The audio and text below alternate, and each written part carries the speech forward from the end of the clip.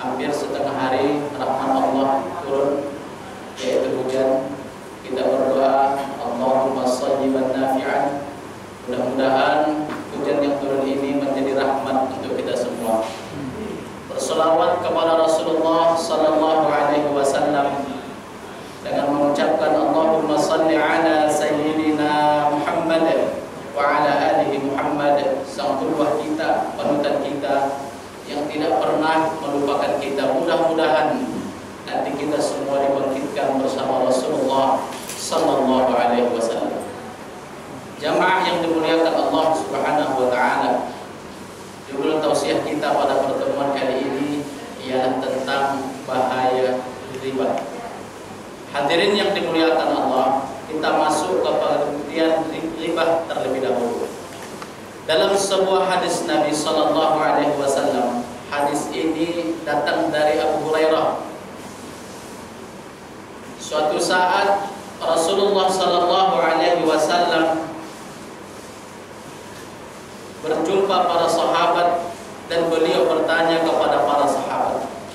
Kata baginda Rasul, "Atadaruna mal ghibah?"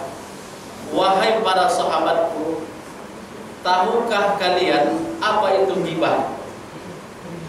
Nah, lalu kemudian para sahabat ini kita artikan adalah orang yang bertemu dengan Nabi, beriman dia dengan Nabi sampai ajalnya menjemputnya. Karena nanti ada orang yang bertemu dia dengan Nabi, tak beriman dengan Rasul, Abu Jahal, Abu Lahab. Ada juga orang yang sempat bertemu dia dengan Nabi, kemudian dia beriman dengan Nabi, tapi di penghujung ayatnya dia murtad. Jadi ini sahabat Nabi adalah orang yang berjumpa dengan Rasul dan beriman dengan Rasul sampai ajal menjemputnya. Kata Rasulullah, tahukah kalian apa itu ghibah?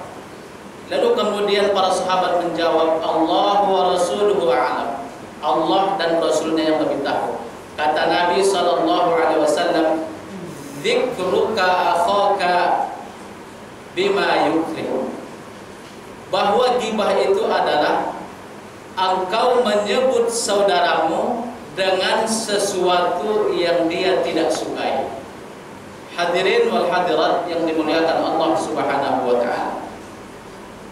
Nah, jamaah yang dimuliakan Allah, riba ini diambil dari bahasa Arab. Ghaba yaghibu ghaib, ghaib tak nampak. Maka ketika seseorang, kenapa dikatakan ghibah? Karena seseorang menceritakan saudaranya atau orang lain dan orang yang diceritakannya tak hadir. Ini yang dimaksud dengan ghibah. Kemudian bima yukrih, ada bima yukrih, masih definisinya.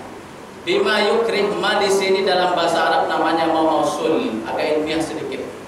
Ma mausul ini kalau dalam usul fikih maksudnya seluruh umum.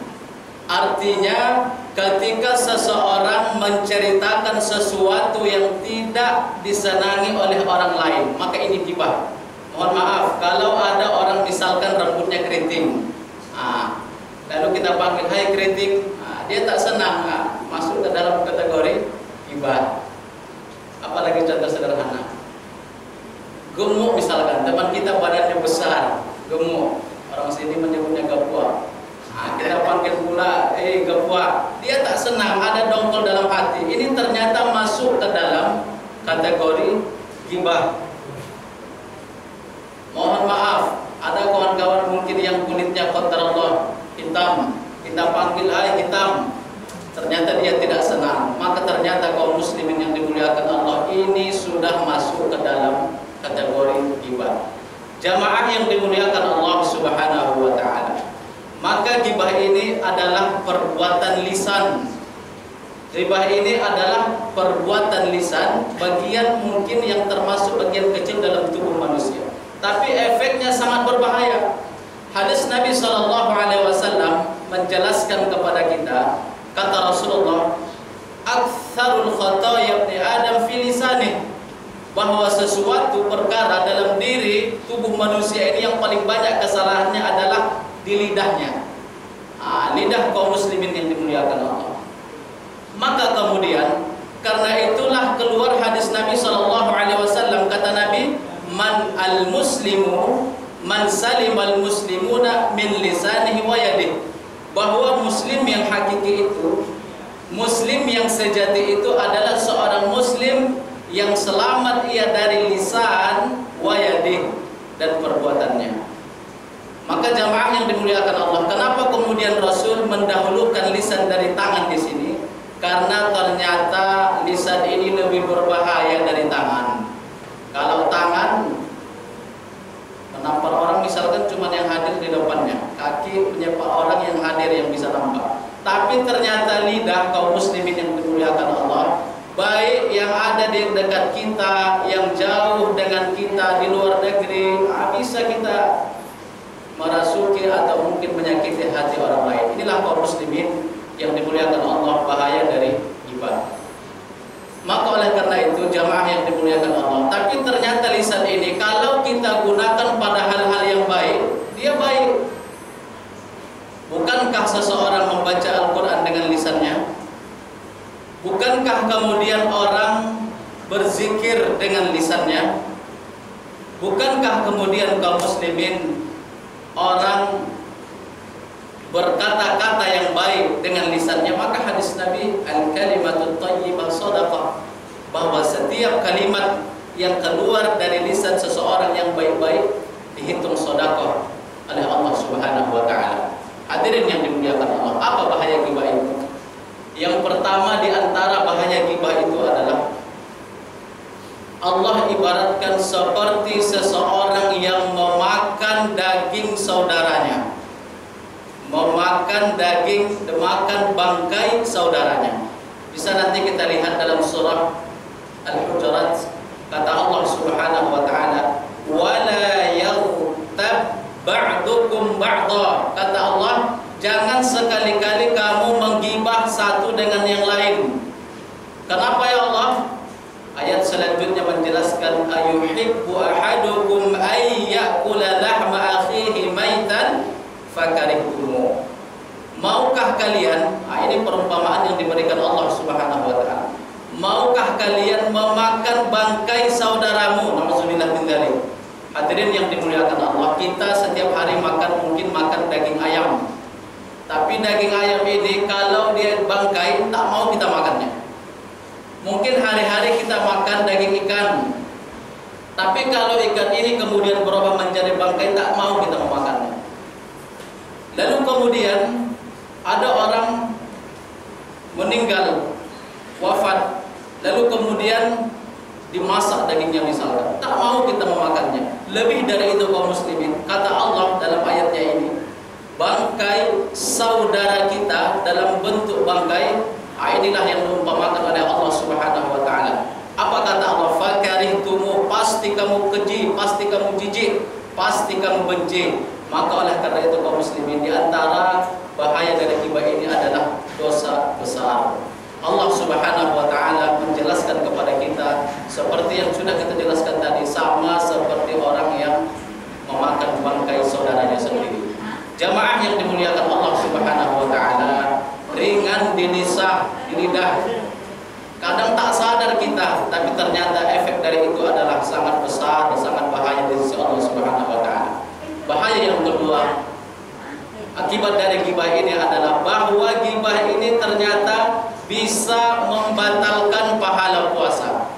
Saat ini kaum muslimin kita sedang berpuasa, puasa ke-14.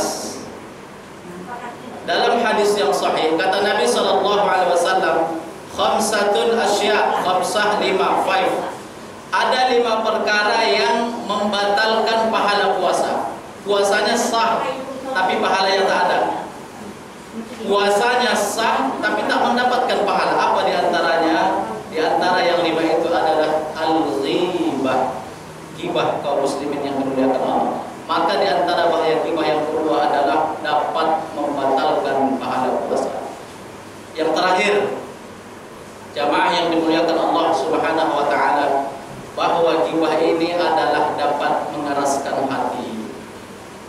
Allah Subhanahu wa taala menjelaskan kepada kita, hati ini dia lembut, dan terkadang ketika seseorang bermaksiat kepada Allah, hati kotor dan bahkan bisa berubah menjadi keras. Fahiya kal hijarah, hati ini bisa berubah seperti hijarah. Hijarah ini batu. Au asyaddu qaswah, atau bahkan hati ini bisa lebih keras dari batu lagi. Maka semakin banyak orang bermaksiat, semakin banyak orang menggibah saudaranya, na'udzubillah, maka hati yang pada awalnya tadi lembut bisa perlahan-lahan berubah menjadi keras.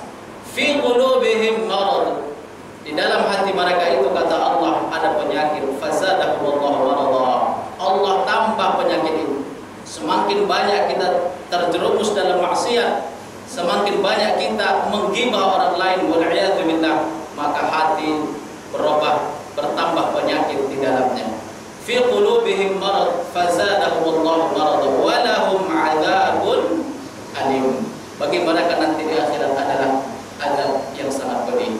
Jamaah yang dimuliakan Allah Subhanahu wa taala, mudah-mudahan melalui tausiah yang singkat ini Allah Subhanahu wa taala jaga kita dari perbuatan ghibah.